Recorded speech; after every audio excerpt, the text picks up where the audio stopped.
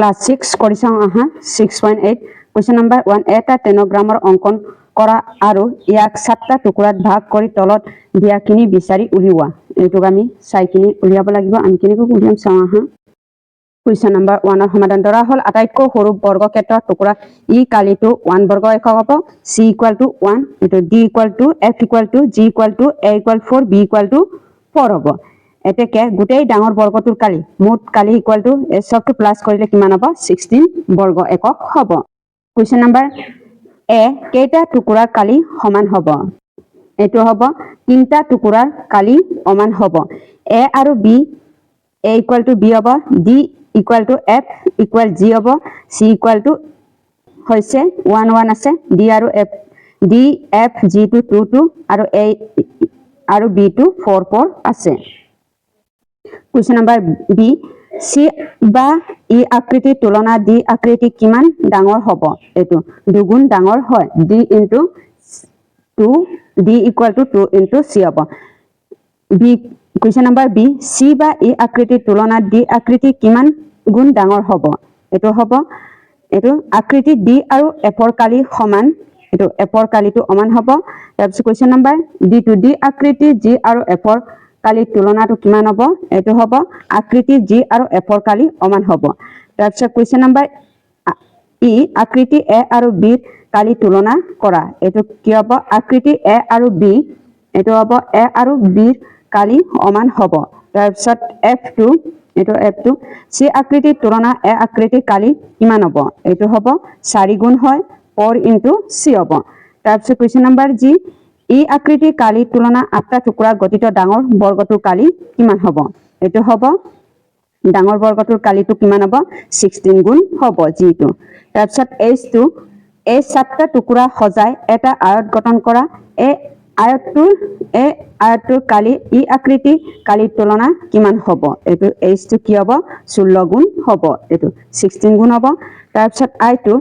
এই 7টা টুকুৰাৰ পৰা গঠিত বৰ্গ আৰু আয়তৰ কালিৰ বিষয়ে কি ক'ব পাৰিব এইবিলাক বেলেগ নে একে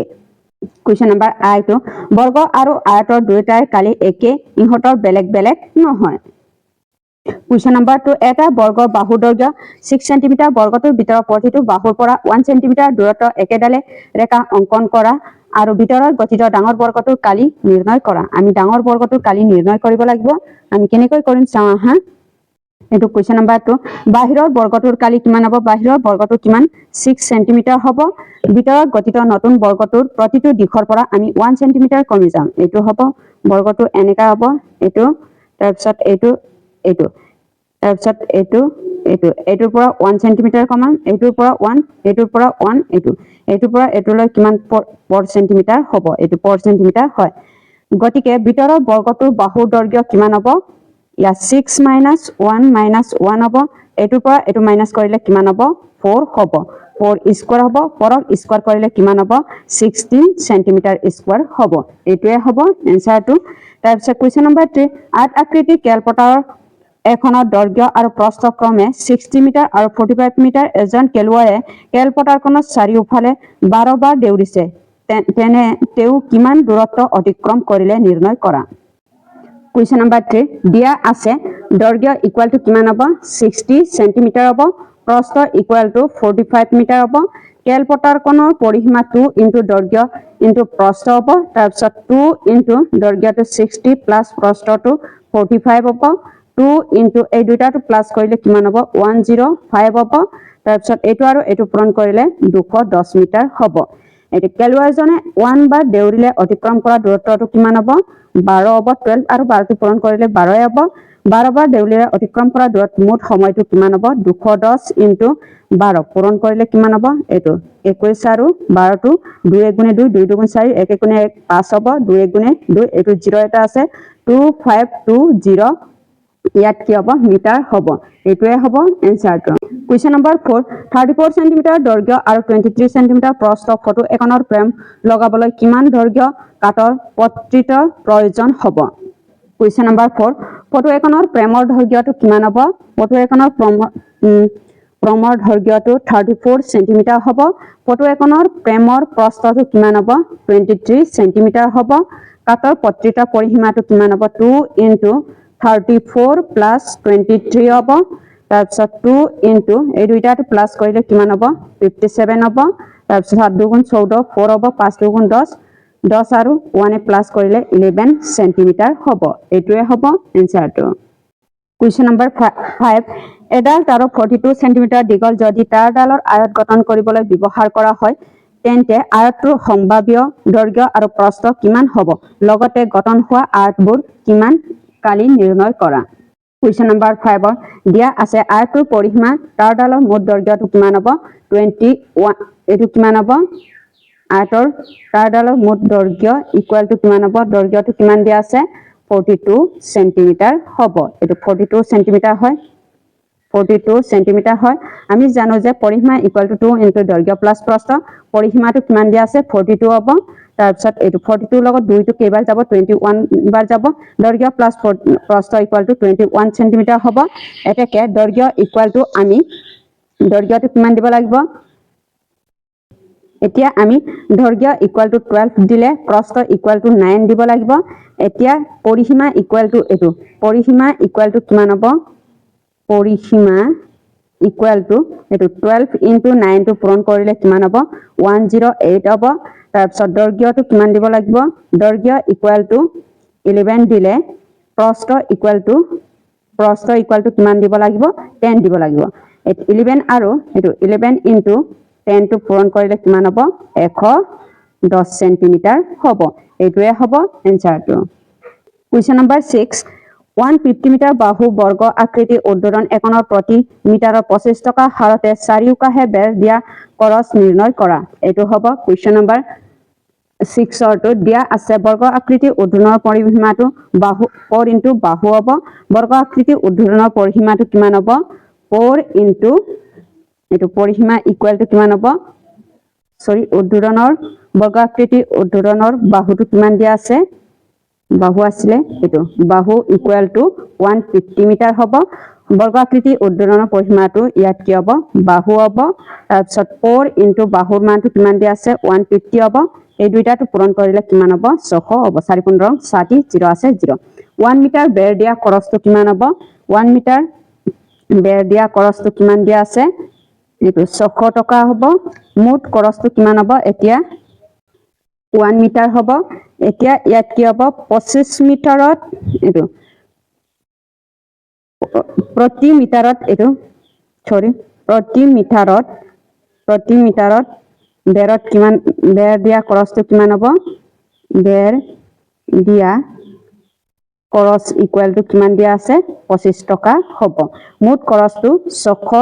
ইনটু 25 এ পূৰণ হ'ব পূৰণ কৰিলে কিমান হ'ব 15000 হ'ব এইটোৱে হ'ব এনসাৰটো এটো 15000 হয় তাৰপিছত কুৱেশ্যন নম্বৰ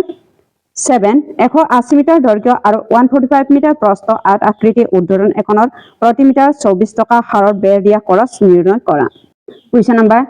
7 দিয়া আছে আয়ত আকৃতি উদ্ধৰণৰ দৈৰ্ঘ্যটো কিমান হ'ব 180 মিটাৰ হ'ব প্ৰস্থ ইকুৱেল টু কিমান হ'ব 145 মিটাৰ হ'ব এটো 145 মিটাৰ হ'ব আয়ত আকৃতি উদ্ধৰণৰ পৰিসীমাটো এটো উত্তৰটোৰ মতে দিয়া আছে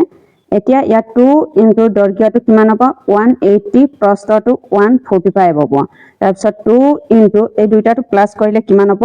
650 হ'ব এটো হ'ব প্ৰতি মিটাৰত 24 টকা হাৰত 1 মিটাৰত খৰচ হয় কিমান হ'ব 650 হ'ব এটো হ'ব 24 মিটাৰত খৰচ হয় কিমান হ'ব 24 মিটাৰত খৰচ হয় 650 ইনটু 24 পূৰণ কৰিলে কিমান হ'ব 15600 টকা হ'ব এইটোৱে হ'ব এনসাৰটো কুৱেশ্যন নম্বৰ 8 অৰুণে 65 মিটাৰ বাহু বৰ্গ আকৃতিৰ উদ্ধৰণ একনৰ চাৰিওপাৰে এপাক দেউৰিছে ৰিনাই 70 মিটাৰ দৈৰ্ঘ্য আৰু 55 মিটাৰ প্ৰস্থ আয়ত আকৃতি উদ্ধৰণ একনৰ চাৰিওফালে এপাক দেউৰিছে কোনে কম দূৰত্ব অতিক্ৰম কৰিছে এটো কুৱেশ্যন নম্বৰ 8 অৰুণে অতিক্ৰম কৰা দূৰত্বটো বৰ্গৰ পৰিসীমা এটো অতিক্ৰম কৰা দূৰত্বটো কিমান হ'ব 4 ইনটু বাহু হ'ব এটো 4 ইনটু বাহু হয় ইকুৱেল টু ইয়াত কি হ'ব অতিক্ৰম কৰা ইয়াত 4 ইনটু 65 পূৰণ কৰিলে কিমান হ'ব 260 হ'ব বিনা অতিক্ৰম কৰা দূৰত্বটো আয়তৰ পৰিসীমা ইনটু এটো হ'ব এতিয়া ইয়াত কি হ'ব 2 ইনটু দৈৰ্ঘ্যটো কিমান আছে 70 প্লাস 55 হ'ব তাৰপিছত 2 ইনটু এই দুইটাটো প্লাস কৰিলে কিমান হ'ব এই দুইটাটো প্লাস কৰিলে 125 হ'ব পূৰণ কৰিলে কিমান হ'ব 250 হ'ব যেহেতু ইয়াত কি হ'ব যেহেতু 250 less than 260 হ'ব এতেকে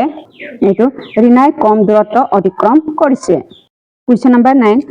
অনুপমাই 14 মিটাৰ দীঘল আৰু 12 মিটাৰ বহল প্ৰেছাৰ গৃহৰ মজিয়া কোণৰ বৰ্গ আকৃতিৰ টাইলছৰ ব্যৱহাৰ কৰি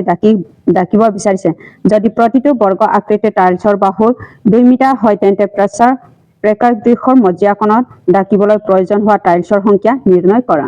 কুৱেশ্যন নম্বৰ 9 টো মজিয়া কোণৰ প্ৰেছাৰ গৃহৰ মজিয়া অনুপে বৰ্গ আকৃতিৰ টাইলছৰ দিকটো কিমান হ'ব 14 মিটাৰ হ'ব এটো 14 মিটাৰ হ'ব মজিয়াৰ বহলটো কিমান হ'ব 12 মিটাৰ হ'ব মজিয়া কোণৰ মুঠ কালিটো এটো 14 into 12 টো পূৰণ হ'ব পূৰণ কৰিলে 16 হ'ব এটো 168 বৰ্গ মিটাৰ হয় এটো 168 হ'ব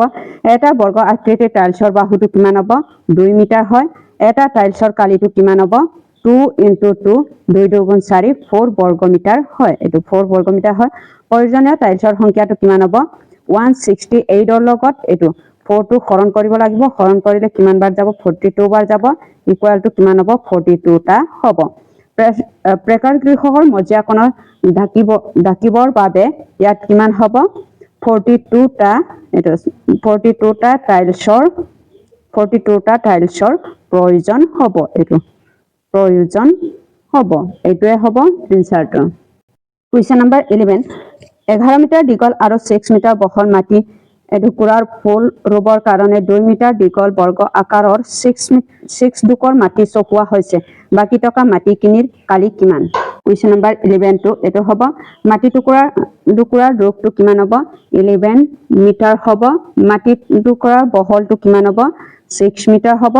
মাটি টুকুৰাৰ মুঠ কালিটো কিমান হ'ব 11 into 6 6 11 66 বৰ্গ মিটাৰ হ'ব একন বৰ্গ আকাৰ ফুলনিৰ কালিটো কিমান হ'ব ফুলনিৰ কালিটো 2 মিটাৰ হ'ব এটো একন বৰ্গ আকাৰৰ বাহুটো কিমান হ'ব ইয়াত বাহু আছিল ফুলনিৰ বাহুটো কিমান হ'ব 2 মিটাৰ হ'ব এটো হ'ব একন বৰ্গ আকাৰৰ ফুলনিৰ কালিটো কিমান হ'ব ফুলনিৰ কালিটো 2 into 2 2 দুগুণ 4 4 মিটাৰ হ'ব তেন্তে 6 দুৰা ফুলনিৰ মুঠ কালি ইকুৱেল টু কিমান হ'ব ইয়াত 6 into এটো 2 দুগুণ 4 4 হ'ব তাৰপিছত 6 4 গুণ 24 24 বৰ্গ মিটাৰ হয় এটো 24 বৰ্গ মিটাৰ হ'ব বাকি টকা মাটিটো কালিটো কিমান হ'ব 66 minus 24 হ'ব মাইনাস কৰিলে এটো 66 ৰ পৰা 24 মাইনাস কৰিলে কিমান হ'ব 42 বৰ্গ মিটাৰ হয় এটো 42 বৰ্গ মিটাৰ হ'ব বাকি টকা মাটিৰ কালি ইকুৱেল টু কিমান হ'ব 42 বৰ্গ মিটাৰ হয় এটোৱে হ'ব 6 ক্লাস 6 ৰ 6.8 ৰ প্ৰশ্নৰ উত্তৰটো